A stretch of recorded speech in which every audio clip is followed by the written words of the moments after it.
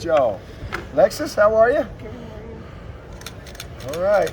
Coach, unless you got any opening statements, we'll let them fire away. All right, y'all fire away. Starting to feel like game week? Yes, it is.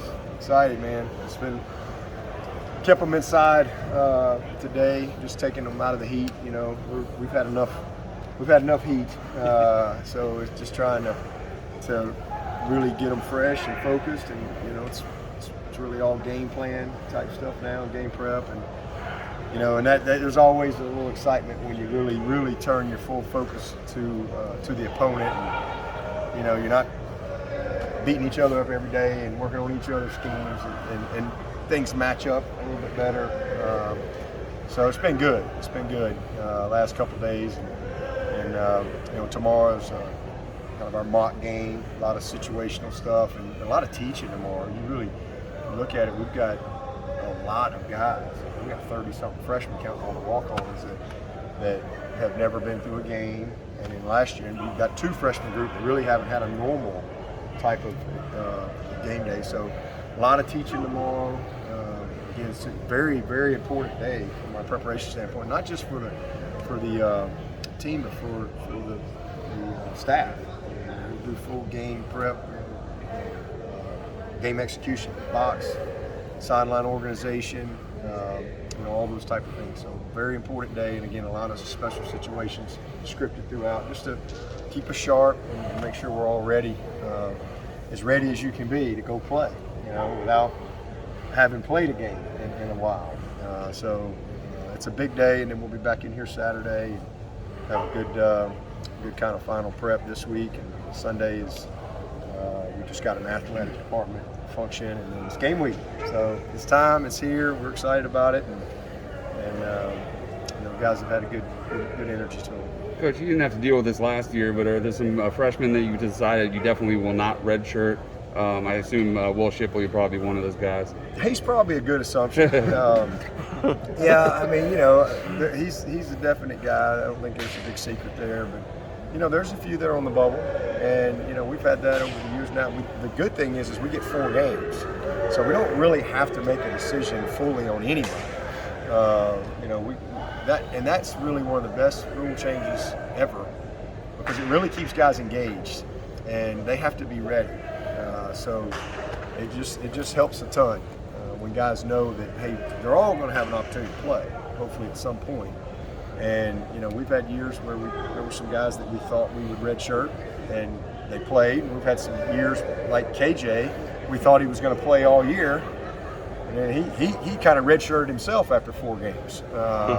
And you know, so we just kind of play all that by ear. But there's some obvious guys that you know that are going to help us right out of the gate. But even if some of those guys, anything can happen. Somebody get hurt. You know, there's a lot of things that can happen before they get that 4-game mark. Is there any separation among those running backs right now? Yeah, they're all kind of right there. I mean, you know, I kind of look at them like our DNs, to be honest with you. Yeah. I mean, I don't really care who runs out there. I got confidence in those guys. You know, I mean, those guys are ready to play, and you know, a lot of competition, but competition amongst really good players. And I feel really good about that group. So I don't foresee a situation where one guy's playing. I mean, we've got a really talented group, and they'll all have a hand in it. Some got it back practice. He's looked great. Yeah, he's had a great week. So you know, kind of nursed that hamstring a little bit, and he's had a great week. some of the guys that are dealing with some longer term stuff like Brandon Spector or Capehart, is there any kind of a timeline on those guys? Yeah, not really. Brandon, we don't really have one on him. I mean, he's getting better. That's encouraging. But Capehart, sooner than later, he's working his way back pretty quick. And he missed a lot of camp, but he's got a lot of good football ahead of him. Big John Williams is going to be out for the season. We went ahead and did the surgery on him. Initially, we thought we might could get through the season, but best thing was to go ahead and do the surgery. So he'll be back ready for spring ball. I hate that for him. But other than that, that's about it. How's Nolan doing? Nolan Turner. He's doing good. Tyson, obviously made progress to get to this Yeah, I know. He's available. He's ready to go. Practiced every day. So excited about having him back. It's unbelievable. It's amazing. When It's the one of Joe, those miracles. when the guy was out, how much did a Joe get with the first team, and how does it look? They've all worked with the ones and the twos, all camp. Because Frank's worked in multiple spots. We kind of like the OL. We've cross-trained a lot of guys. And I'm not Frank. Ngata has worked multiple spots. Frank's worked multiple spots. So Joe has got a lot of work with the ones and the twos at 9-man. And I feel good about it. But we've moved a lot of guys around, a lot of twos, a lot of fives. And so I feel good about our versatility at the receiver position, the ability to, if need to, move guys around. I know you've tried to do a whole lot of installs, get the team ready to play, but at what point as a head coach do you start looking at Georgia, spending a little bit of extra time on them and start looking into that game plan? Yeah, well, we do a 5-game preseason deal back in the spring. So we spend time in the spring and in the summer on the opponents. So there's already a lot of work done up there. But all of us, once this past Monday, you really kind of dive in, fully and start getting ready for the game. And prior to that, you're installing for the season. I mean, it's a lot of season focus. It's a time of year where you got them for unlimited time, and then once school starts, you have to start, paring it down. You got to limit, 20-hour rule. So, but last Monday was kind of when we kind of turned the page and really started fully on game prep. Still some Clemson work Monday and Tuesday, some competitive work. Monday was a great. It's one of the best practices we've had. It was hot. It was physical. It was a really good day. And then Tuesday a little less Clemson, and then it's been all Georgia prep from there. Bachor said that Tuesday, Monday, maybe some of the best days the offense has had. Yeah, good days. I like the chemistry. I think the guys that worked hard, coming together. The quarterbacks have gotten better and better and better. Again, getting Tyson back is great as well. He's practiced really well, a lot of confidence, and so they're gelling. I think we've got some versatility in the offensive line that's going to serve us well, for the season, and then health-wise we're in a pretty good spot. So hopefully we can stay that way. With Tyson coming off the injury and missing some time, is it still TBD on who's the number 2 guy for Georgia? Or is he going to be number 2? Tyson's the number 2 guy. Yeah, he's practiced all camp. He's really done pretty much everything since that first week, and they just fully cleared him the other day. I guess it was Monday. This past Monday, he got fully cleared. So he's looked really good. And Hunter's done a great job. Got a lot of confidence in him. So I think we're in a good spot. Coach, you said a couple weeks ago Jalen Lay was one of your most improved players in camp. Have you seen him continue to show good performance? Yeah, he's had a good camp. I'm really proud of him. He's one of the definitely most improved guys in all areas. He's still not quite where he needs to be at the point of attack like we want him to, but he's much improved. And man, his understanding and knowledge of the big picture, and the route running has really been good to see. He's just playing with so much more confidence, playing faster, and I think he's going to be able to help us. He's good. Brady's good.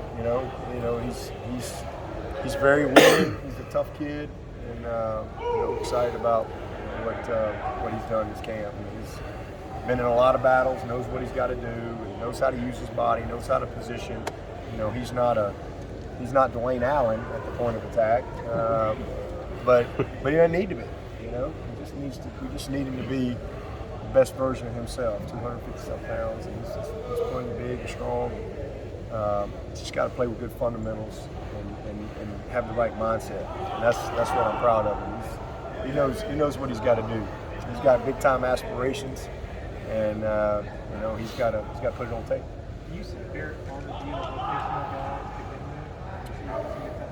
I don't think he's quite at that level. He's one of those guys that is on the bubble and going to see playing time. But I think a lot's to be determined there. I mean, that's a lot. You're asking a lot of that guy. I mean, there's a bunch of veteran backers. We got guys that've been around here for a while. It's a very, very complex scheme, a lot going on, and he's learning 2 spots. He's just knowledge-wise not right where he needs to be. Athletically, he's as good as anybody we got. He's special, man. That guy's elite from a football standpoint and just the skills and everything you want in a football player. But you can't just go out there and be a good football player with a great effort. You got to know what you're doing. You got to have the right fundamentals, the right technique to be able to execute within a scheme. And he's not quite there from a knowledge to where he can really compete. Now that your quarterback room is a little deeper than you thought it might be, Will Taylor, is he a guy that could avoid a redshirt by bringing value to special teams? Oh, he's not going to. Will's got to be ready. I mean, he's a guy that's got to be ready to go. I mean, we got to, we don't know what's going to happen at quarterback. So again, it's a short-term plan for this year, but it's a long-term plan for our program. Because what he's getting right now, every day, the foundation of this offense and the big picture understanding and learning it through a quarterback's eyes, I can't wait to move him to receiver. It's going to be a blast where I can really coach him because he's never been played receiver. He's never been coached. He's a lot like Renfro. He's got all the stuff. You just got to teach him and coach him.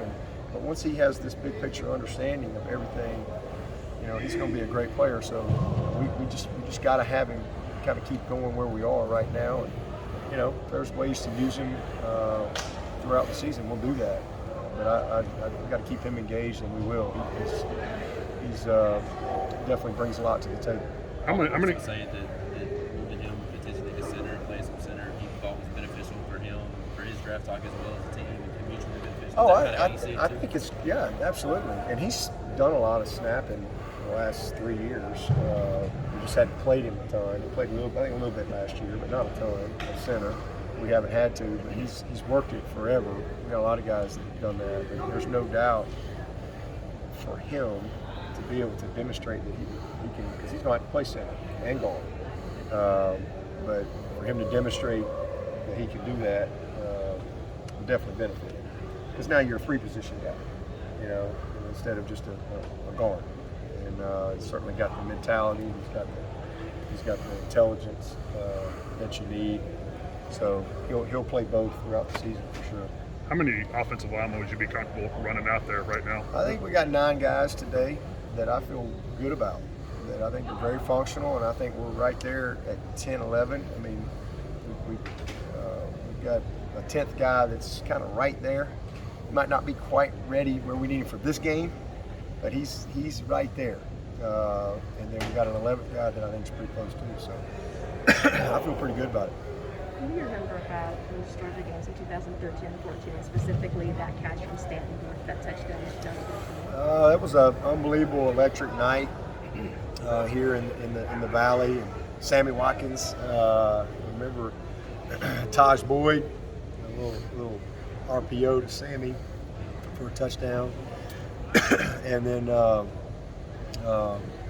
the latest sec was awesome. Just a great play. If I remember correctly, we hit Zach Brooks in that game, which was a pretty sweet play too. Just electric, unbelievable, game, and hard fought.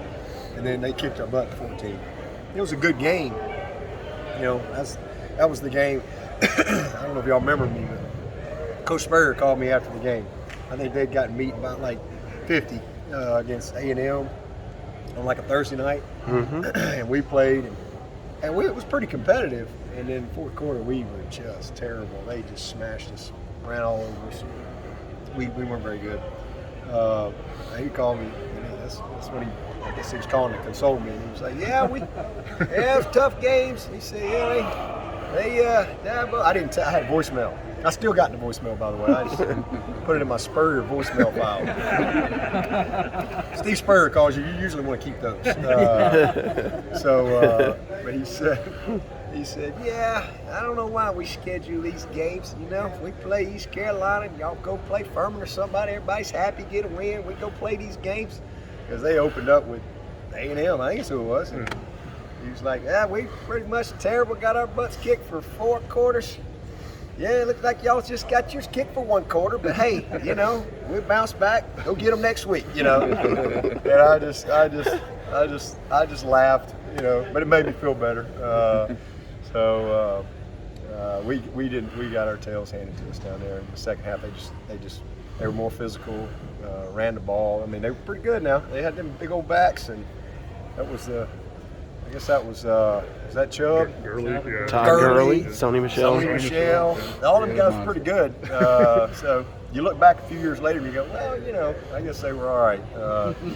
Not put your head down too bad. But we got better and better, you know, that year as it went on. And remember, Sean got hurt and ended up finishing with bookends. We had Georgia, Oklahoma. And we had a great bowl game down there at the Russell Athletic Bowl. So we got better. Defense, number 1 defense in the country.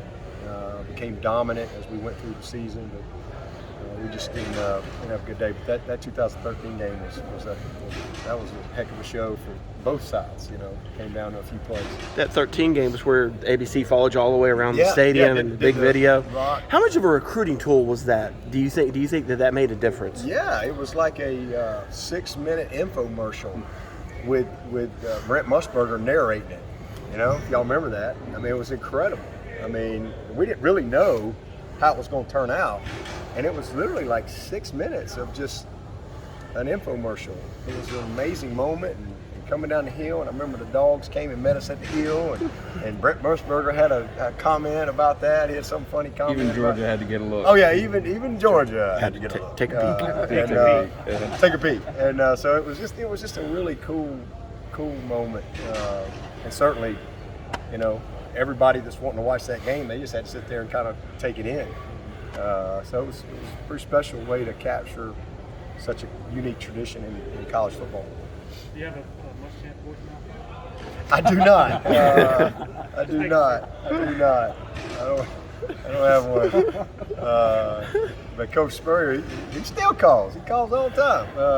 He called last week about he's watching Trevor. He's watching Trevor. Wanted to give me a comment about that. And so he's great. I always appreciate his insight because it's usually fun to listen to. Coach, I can't remember if Travis Etienne amazingly missed a single game when he was at Clemson. Yeah. Did you reach out to him, Yep. talk to him, or text him? I did. I talked to him, and he's in good spirits. I had the seniors over. When was that? Tuesday. 2 nights ago, and the freshmen came over last night. But I talked to him with the seniors over there. A couple of guys got on the phone with him too. But he's in good spirits.